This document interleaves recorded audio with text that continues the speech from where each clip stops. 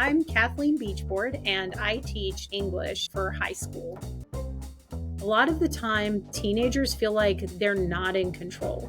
But by giving someone the idea of their future goals, it reminds them that they can control the person they hope to be. And so I started the Future Goals Gala.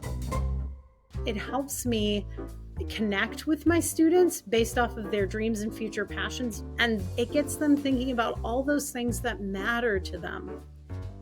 I planned the gala during the first week of school, and I explained to the students that we're going to have a 30-year class reunion in the classroom. Teenagers really enjoy this, and especially when you tell them it's a party. I send home a guiding info sheet. Some of the questions are like, think about yourself 30 years from now. What places do you really hope to go to? Or what kind of impact do you hope to have in your community, in your field of study? And so by thinking about all of those things, they create the persona of the person they're going to become. And it also has a timeline to look at all of those things they want to accomplish. How are they going to get there? How does education fit in with that?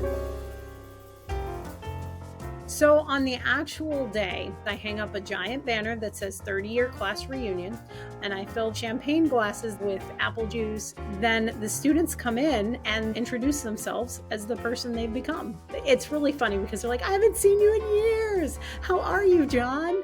I asked them to bring materials of proof of their future successful life. And so they will bring in photoshopped pictures of themselves on Mount Everest, their cure for cancer in a vial, a cake that they decided to make as a Michelin chef. As I get introduced to this future amazing person, I take notes on the things that they tell me. Like, oh, I'm doing work in Uganda and I'm building wells. And I'm like, wow. And then my job as the teacher is to interweave those components into the semester. So as an English teacher, I choose stories based off of their passion. So I have a student who's really interested in birds. I will do a whole lesson where we'll read something about birds and they can be the expert in the room.